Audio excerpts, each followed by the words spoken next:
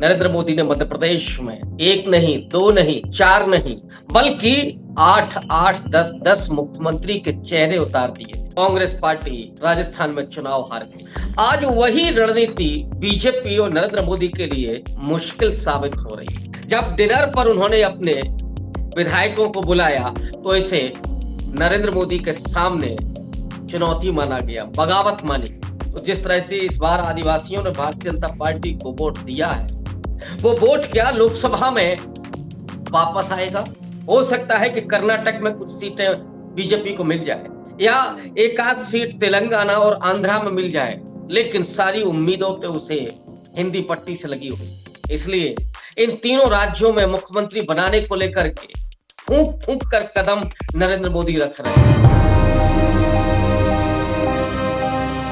दोस्तों नमस्कार। देश नीति के इस विशेष कार्यक्रम अब होगा न्याय में मैं रविकांत आपका हार्दिक स्वागत करता हूं। भारतीय जनता पार्टी को हिंदी पट्टी के तीनों राज्यों में बड़ी सफलता प्राप्त, लेकिन अब तक वहां कौन बनेगा करोड़पति की तरह है, कौन बनेगा मुख्यमंत्री, ये खेल चल रहा है। क्या नरेंद्र मोदी जानबूझ करके इस खेल को होने दे रहे हैं, या कहीं ऐसा तो नहीं है कि जिस रणनीति के तहत उन्होंने चुनाव जीता हो उसी रणनीति के जाल में अब वो फंस गए।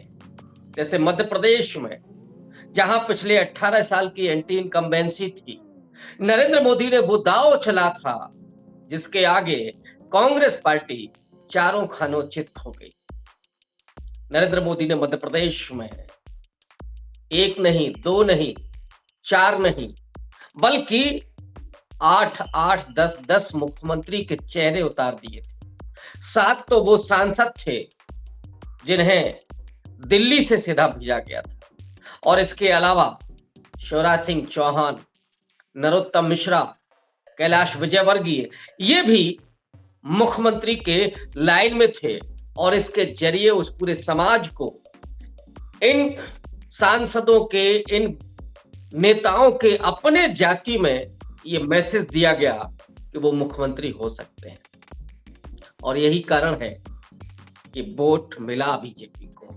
लेकिन अब वही दांव उनके लिए गले की हड्डी बन गया है। क्या शिवराज सिंह चौहान को ड्रॉप किया जाएगा? अगर शिवराज सिंह चौहान को बाहर का रास्ता दिखाया जाता है और मुख्यमंत्री नरेंद्र सिंह तोमर को बनाया जाता है, तो फिर ओबीसी मतदाता लोकसभा चुनाव में कैसे रिएक्ट करेगा, ये नरेंद्र मोदी के लिए मुश्किल भरा सवाल है। ठीक उसी तरह से राजस्थान में जहां पर वसुंधरा राजे सिंधिया को थोड़ा किनारे करके कई चेहरों को आगे किया गया था, चाहे उसमें बालक नाथ हो या राजवर्धन राठौर, दिया कुमारी हो या फिर अर्जुन राम मेघवाल, इसके अलावा भी कई चेहरे थे, और इन चेहरों के पीछे उनकी महत्वाकांक्षाएं काम कर रही थी, उनका समाज खड़ा हुआ था। लिहाजा अशोक गहलोत की तमाम बेहतरीन रणनीतियां और कई अच्छी योजनाओं के बावजूद कांग्रेस पार्टी राजस्थान में चुनाव हार गई। आज वही रणनीति बीजेपी और नरेंद्र मोदी के लिए मुश्किल साबित हो रही है। वसुंधरा राजे सिंधिया को क्या किनारे करना आसान है? और उन्होंने तो पिछले दिनों चुनौती भी दे दी। जब डिनर पर उन्होंने अपने विधायकों को बुलाया तो इसे नरेंद्र मोदी के सामने चुनौती माना गया, बगावत मानी। फिर दिल्ली पहुंची, वो दिल्ली में डेरा जमाया, लेकिन बात वहां भी नहीं बनी। अब बीजेपी के पर्यवेक्षक पहुंचे हुए, राजनाथ सिंह तय करेंगे कि कौन मुख्यमंत्री होगा। वसुंधरा राजे सिंधिया को अगर किनारे किया गया तो लोकसभा चुनाव में भारतीय जनता पार्टी ने जो पिछला प्रदर्शन किया था, क्या उसे दोहरा पाएगी? दोहराना तो दूर की बात है, क्या उसकी आधे सीटें भी मिल पाएंगी अगर वसुंधरा राजे सिंधिया ने अपना हाथ खींच लिया? यही दुविधा नरेंद्र मोदी की बनी हुई है, और ऐसे में राजस्थान में भी कोई डिसीजन नहीं हो पा रहा है कि किस चेहरे को मुख्यमंत्री बनाया जाए। छत्तीसगढ़ में जहां थोड़ा आसान माना जा रहा था भारतीय जनता पार्टी के लिए, जहां की जीत उसके लिए भी बहुत आसान नहीं दिख रही थी, लेकिन जिस तरह से चुनाव जीता भारतीय जनता पार्टी ने, उसने तमाम चुनावी विश्लेषकों को भी हैरत में डाल दिया। भूपेश बघेल टीएस सिंहदेव की जोड़ी वहां पर वो काम नहीं कर सकी, वो परिणाम नहीं दे सकी जो वहां अनजाने से चेहरे चुनाव लड़ रहे थे। लेकिन वहां पर महादेव ऐप और ईडी के जरिए भारतीय जनता पार्टी ने कांग्रेस को, भूपेश बघेल को मुश्किल में डाल दिया था और नतीजा हुआ कि बीजेपी बड़े मार्जिन से चुनाव जीती, बड़ा बहुमत उसे मिला। लेकिन अब मुश्किल वही है कि मुख्यमंत्री किसको बनाया जाए। केंद्रीय मंत्री रेणुका सिंह का नाम भी चल रहा है, तो प्रदेश अध्यक्ष अरुण साव का भी, एक और वरिष्ठ आदिवासी नेता विष्णुदेव साव, उनका भी नाम चल रहा है। ऐसे में यह फैसला करना इतना आसान है क्या? नरेंद्र मोदी के पर्यवेक्षक वहां पे भी हैं। रणनीति नरेंद्र मोदी की लोकसभा चुनाव के अनुसार होगी। क्या वो छत्तीसगढ़ में आदिवासी चेहरा देंगे? और अगर वहां पर आदिवासी मुख्यमंत्री नहीं बनाते हैं, तो जिस तरह से इस बार आदिवासियों ने भारतीय जनता पार्टी को वोट दिया है, वो वोट क्या लोकसभा में वापस आएगा? इसकी संभावना फिर धूमिल पड़ जाएगी।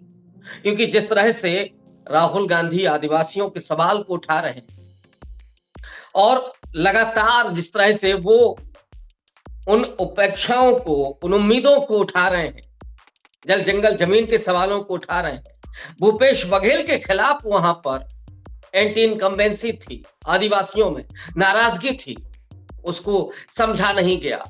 लेकिन राहुल गांधी के प्रति आदिवासियों में एक सकारात्मक भाव है और जब लोकसभा चुनाव होंगे तो क्या आदिवासियों को दरकिनार करके भारतीय जनता पार्टी छत्तीसगढ़ में भले ही सीटें कम हो, लेकिन उसका सारा दारोमदार इसी हिंदी पट्टी पर है, क्योंकि दक्षिण का किला लगभग ध्वस्त हो चुका है उसके लिए।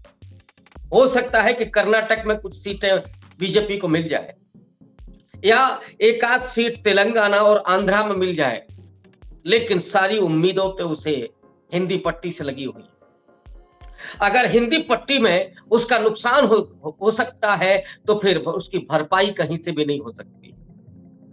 इसलिए इन तीनों राज्यों में मुख्यमंत्री बनाने को लेकर के फूंक फूंक कर कदम नरेंद्र मोदी रख रहे हैं और यही दिक्कतें उनके सामने हैं, खास करके मध्य प्रदेश और राजस्थान में, जहां पर दो बड़े छत्र शिवराज सिंह चौहान मुख्यमंत्री की दौड़ में ही नहीं है, बल्कि जिस तरह से वो सधे हुए अल्फाजों में बात कर रहे हैं। उन्होंने कहा कि मैं मुख्यमंत्री की दौड़ में नहीं हूं, मैं बीजेपी का एक साधारण कार्यकर्ता हूं, जो भी हम काम मिलेगा वो हम काम करेंगे और 2024 में हमको मोदी जी को प्रधानमंत्री बनाना है। मध्य प्रदेश की सभी सीटें उनकी झोली में डालनी है। ये एक ऐसा दांव है जिसमें मोदी जी फंस गए, ना उगलते बन रहा है ना निगलते बन रहा है। शिवराज सिंह चौहान अगर मुख्यमंत्री बनाए जाते हैं तो रिकॉर्ड होगा उनका 5वीं बार मुख्यमंत्री बनना। ऐसे में उनका दावा तो दिल्ली पर भी बनता है। अब शिवराज सिंह चौहान को अगर मुख्यमंत्री नहीं बनाते हैं तो लोकसभा में मध्य प्रदेश में क्या होगा, यह भी मुश्किल है। उसी तरह से वसुंधरा राजे सिंधिया जो ज्यादा आक्रामक है, वसुंधरा राजे सिंधिया के बारे में तो यहां तक कहा जा रहा है कि अशोक गहलोत के साथ उनके बड़े अच्छे रिश्ते हैं और कांग्रेस पार्टी भी कहीं इस जुगाड़ में बैठी है, इस ताक में बैठी है कि अगर कुछ इफवट होता है बीजेपी में, वसुंधरा राजे सिंधिया अगर पार्टी तोड़ती हैं, हालांकि इसकी संभावना अभी नहीं दिखाई पड़ती, लेकिन वसुंधरा राजे सिंधिया वो हैं जिन्होंने नरेंद्र मोदी के सामने घुटने नहीं टेके, जो लगातार आंख में आंख डाल करके बात करती रही, जो आज भी मुख्यमंत्री बनने के लिए तत्पर हैं, जिन्होंने दिल्ली के लिए सीधा मना किया था कि वो दिल्ली नहीं जाएंगी, वो राजस्थान में ही रहेंगी और राजस्थान में रहने का मतलब है कि उन्हें मुख्यमंत्री की कुर्सी चाहिए। अगर उन्हें मुख्यमंत्री की कुर्सी नहीं मिलती है तो फिर वो दिल्ली की कुर्सी को भी हिला सकती हैं, क्योंकि लोकसभा चुनाव में अब बमुश्किल से 6 महीने का समय बाकी है। कुछ लोग तो यहां तक कह रहे हैं कि मार्च अप्रैल में ही लोकसभा के चुनाव हो सकते हैं। ऐसे में शिवराज सिंह चौहान और वसुंधरा राजे को अगर किनारे करते हैं नरेंद्र मोदी, तो वो उनके लिए गले की फांस बन सकते हैं, और जो नरेंद्र मोदी का हैट्रिक बनाने का सपना है वो भी चकनाचूर हो सकता है। ऐसे में किसे मुख्यमंत्री बनाए और किसे नहीं बनाए, क्योंकि अगर नरेंद्र सिंह तोमर को ड्रॉप करते हैं, कैलाश विजयवर्गीय को नाराज करते हैं, नरोत्तम मिश्रा को नाराज करते हैं, तो भी क्या नरेंद्र मोदी के लिए 2024 आसान होगा? यार, राजस्थान में जहां बालक दास योगी को अगर नाराज करते हैं या अर्जुन राम मेघवाल को नहीं उतारते हैं, यह भी एक स्ट्रेटजी है कि वसुंधरा राजे की जगह पर अर्जुन राम मेघवाल को, एक दलित चेहरे को राजस्थान का सीएम बनाया जाए। और अगर अर्जुन राम मेघवाल को नहीं बनाया जाता है, तो जिस दलित उत्पीड़न की वजह से अशोक गहलोत को नुकसान हुआ और भारतीय जनता पार्टी को वोट मिले, या किरोड़ीलाल मीणा जो सबसे ज्यादा इस समय उनका समाज खड़ा हुआ है। अभी तो ट्विटर पर एक और ट्रेंड चल रहा है, राजस्थान का सीएम जाट सीएम की भी बात हो रही है, राज्यवर्धन राठौर का भी नाम है, दिया कुमारी का भी नाम है। ये ऐसे नाम है कि जहां पर जातियों में बैलेंस करना मोदी जी के लिए बेहद कठिन होता जा रहा है। तो कल यानी रविवार को और परसों सोमवार तक मुख्यमंत्री के चेहरे सामने आएंगे। ये जरूर माना जाता है कि नरेंद्र मोदी और अमित शाह इतने ताकतवर हैं कि जिसको चाहे सीएम बनाए, उनके सामने किसी की हिम्मत नहीं है। लेकिन वसुंधरा राजे और शिवराज सिंह चौहान दो ऐसे शख्स हैं कि जिनको नजरअंदाज करना मोदी जी के लिए इतना आसान भी नहीं है। और अगर इनको बनाया जाता है तो फिर वो रणनीति बेनकाब हो जाएगी कि जिसमें वो 5 चेहरे लेकर के आते हैं और हर जाति में ये मैसेज देते हैं कि उनका प्रदेश, उनका मुख्यमंत्री हो सकता है। जैसे प्रहलाद पटेल मध्य प्रदेश में, क्या पटेल समाज ने वोट जो किया है वो मुख्यमंत्री के रूप में प्रहलाद पटेल को नहीं देखना चाहता? अगर नहीं बनाया जाता है तो उस पटेल समाज के लिए भी कितना मुश्किल होगा। उसे लगेगा कि मोदी ने उनके साथ विश्वासघात किया है। यही मुश्किल है, और इन्हीं मुश्किलों के बीच मोदी जी को तय करना है कि मुख्यमंत्री कौन होगा। लेकिन इसमें कोई दुराय नहीं है कि इस बीच में नरेंद्र मोदी का महिमा मंडन करने का गोदी मीडिया को बहुत अवसर मिला, और अभी जब तक मुख्यमंत्री की ताजपोशी नहीं होती है, फिर उनमें महफिलें सजेंगी, वहां पर गुणगान होगा, ये चलता रहेगा।